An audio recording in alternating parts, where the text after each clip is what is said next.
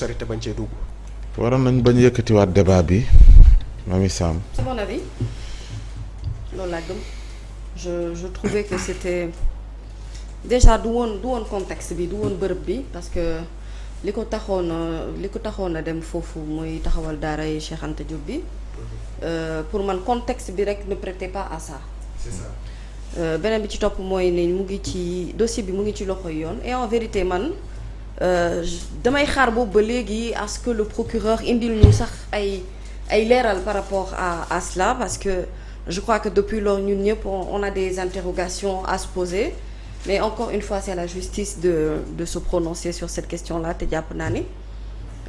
koo xamante ne daal nit ñi dañoo yàkkamti ci say mbir booy génn di wax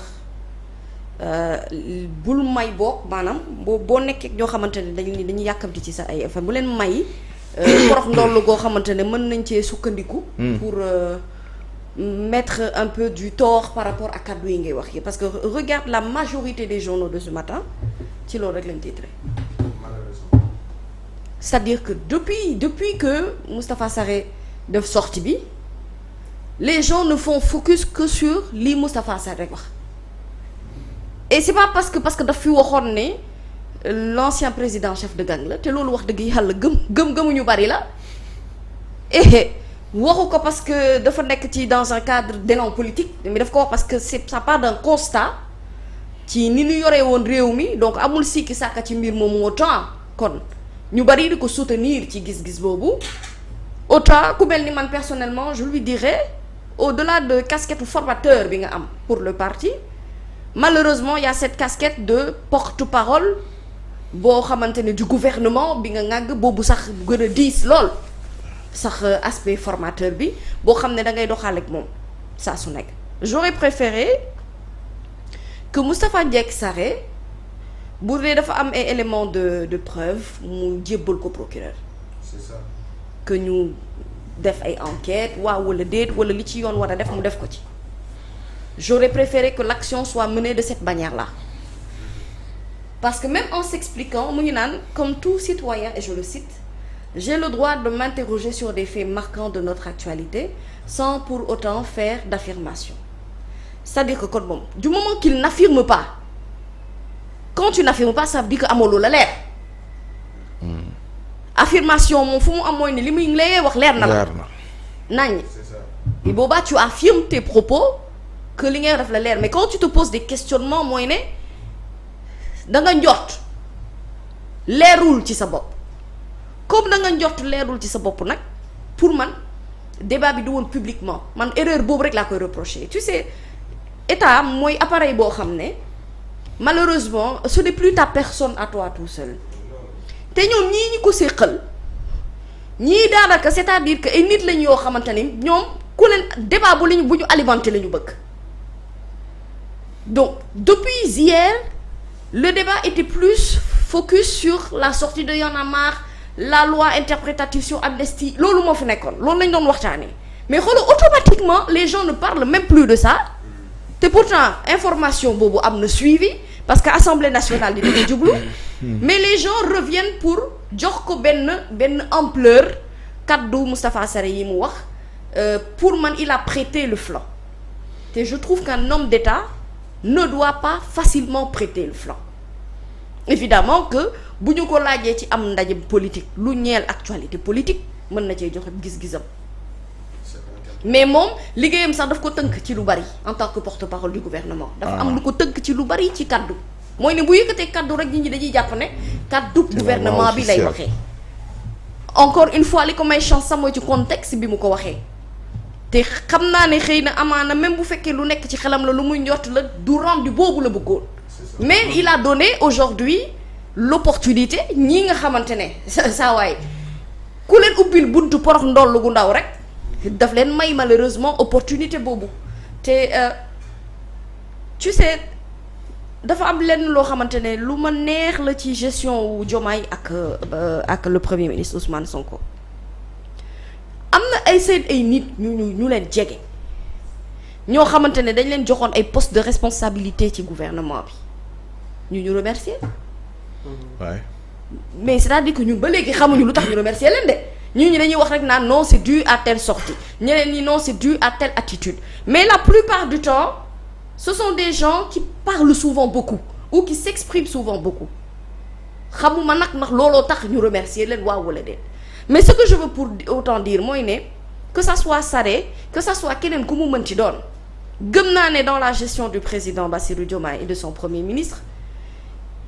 il y a des choses qui ne vont pas laisser passer et parce que état dafa am nu muy doxee dafa am sacralité bu ci am au-delà de sacralité bi dafa am li ñuy wax le mythe de l'état boo xamante ne daf fi nekk et loolu dañ ko war di entretenir saa su nekk mais je crois que ñii nekk ci wàllu opposition bi dañu sauter ci occasion bi pour jox mbir mi ampleur bi et malheureusement la presse les aide beaucoup parce que en faisant de la sortie de Moustapha Sarré benn actualité phare mooy ne ñoom ñëpp ñu ngi jeter aujourd'hui le discrédit sur lui te amaana xëy na moom comme ni mu ko waxee ni mu ko xalaatee ci xelam xëy na du kat doom peut-être du ci noonee la ko bëggoon a expliquer maintenant li mu wax am na wala amul pour man ce n'est pas lui de le déterminer pour man c'est à la justice de le déterminer quand on a des éléments de preuve à charge par rapport à cette affaire-là pour man dañ ko war a teg ci loxoy yoon loxoy justice mettre le à la disposition de la justice pour ñu gën a gëstu ci mbir mi ni mel parce que Moustapha Diop aussi quel que soit Moustapha Ba quel que soit Alpha am na benn dimension humaine bu mu am boo xamante ne du n'importe qui booy tudd boo xamante ne mënul susciter ay questionnement li jëm ci ni mu ñàkkee bakkanam contexte beeg yëpp pour man justice bi ba tey sax joxagu ci sénégalais élément de réponse yi leer yi war te loolu istam est-ce que c'est pas parce que liggéey bi ñu ngi koy def ba danoo pareegul wala est-ce que c'est un choix boo xamante ne aspect juridique bi dañ koo tànn précisément pour que ñu mettre un peu le clair-obscur ci li nga xam ne moom moo ci xew te ma gëm ni clair-obscur le concernant gënu li gën mooy que ne les gens soient clairs et nets dans leur tête et précis de circonstance bi ni mu demee encore une fois bu ñu weesoo ne ñun jullit lañ kenn ku ci nekk bu ñu la dencee itam bëgg nañu respecter sa intimité ak lépp loo xamante ne moom moo laalee ci mbir mi ni mel donc pour man vraiment ñi leen wër ñëpp ñi nekk ci Pastef il faut communiquer parce que loolu lañ leen di wax souvent communiquer échanger avec les Sénégalais mais sur des choses que l'on maîtrise plus avec quoi on a réellement d'éléments de preuve pour pouvoir ñu sukkandiku et la communication aussi dafa am nu ñu koy defee on ne communique pas n'importe comment surtout quand il s'agit d'une communication de masse il faut ñu bàyyi xel bu baax li ñuy def parce que souvent les interprétations peuvent faire porter à mal li nga xamante ne moom mooy gis-gisu nit ki ak gëm-gëmam te yenn casquettes yi itam boo ko amee am na limite bu mu la boo xamante ne daf la koy imposer de force c'est-à-dire mu neex la mu naqari la daf la koy imposer par la force et ñu bañ a may itam ñi nga xamante ne loolu nañu séqal géew bi lu ñu leen di maanaam fu ñu mën a sukkandiku pour di dal ci seen kaw saa su nekk te loolu nag c'est un travail réfléchi boo xamante ne metti na nag parce que réewum Sénégal coow moo koy alimenter Sénégal réew mu naqare nekk la nit ñi on ne discute pas de luy développer dëkk bi on ne discute pas de comment faire pour sortir aujourd'hui ci difficultés yi ñu nekk on ne parle pas souvent des questions économiques dañu koy daw c'est-à-dire tout est politisé te à part lii jëm ci wàllum politique lu ci ëpp leneen li ñuy waxtaanee ci wàllub yoon la c'est-à-dire c'est des sujets passionnants pour la majorité des Sénégalais te loolu bokkul ci liy doxal réew voilà ma gëm ne nag xëy na peut-être voilà moi je n'ai personnellement pas trouvé pertinent le fait que Moustapha Dieng Sarré en parle ci contexte boobu et que pour man il a permis ñi nga xamante ne waruñu woon sax à la limite amaat leneen loo xamante ne dañuy xëy di ko ci wax ci moom may na leen occasion boobu te pour man occasion boobu lu ñu mënoon éviter. oui Momo peut-être pour clore chapitre bi jàll ci leneen mami mu ngi koy laal léegi mooy justice souvent su amee cas de du ma ni meurtre du ma ni décès parce que xaw ma enquête bee koy je vois un internaute dire que Moustapha Sarré va rester ministre porte-parole je n'ai pas dit que du nekk ministre porte-parole waxuma ne dañu koy yëkkati ci ay fonctions je vais être clair dans mes propos bu kenn ne Mamy Samb nee na Moustapha Dieng Sarré dañu koy yëkkati ci postam ce n'est pas ce que j'ai dit on a ça soit clair waaw alors maa ngi wax ni ba tey ci ñi nga xamante ni sama xel dafay dem sax ci kaawu Aziz Dabala pourquoi mu difficile ci justice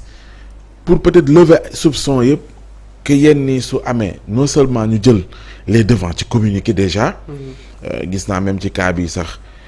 procureur def na effort ñu jot ci communiquer sans pourtant ñu xam dëggantaan lan moo ci am ak lu ci amul. enquêtes yi yéex pour ñu mën a établir réellement li ci am souvent moom mooy indi ku ci nekk aussi ni nga ko xalaatee ni nga ko gisee. noonu nga koy waxee. pourquoi mu jafe ci justice. ci pàcc boobu mooy li may wax sànq rek ni finalement maanaam bu fekkee ne mbir mi am na avis bu ci nit ñi am na ay zone d'ombre yu si am. mooy tey nit koo xamante ne dafa génn àdduna même gisoon naa ci presse bi sax ñuy wax ne am na yenn mandarga ci jëmmam yoo xam ne gis nañu ko. yoo xam ne am na luñ ci mën a njort donc yooyu yëpp. tey jii dafay suspect. et loolu nit ñi nam pour xëy na kenn mënu leen tere seen réflexion dem ci yenn yi. ak xaar bu yàgg bi pour xam lan moo am. xaar bu yàgg yi ak. est-ce que yow fàttaliku jamono ci Sénégal dara am maanaam dara am. meurtre wala lu mënti doon bu émouvoir sénégalais yi ñu ciy wax ñu xëy ñu ne enquête bi lii la wane lii la ñu situé ay responsabilités yi. et puis pourquoi mu jafe waaw c'est-à-dire loolu bu demee ba weesu sax nga mën a xëy ñu ne mbir mi kat topp nañ enquête bi finalement lii ak lii ak lii lañ découvrir c'est très rare ngay gis ko. mais lu tax justement. après yow peut-être mais ñoom dañoo war a communiquer justice dafa war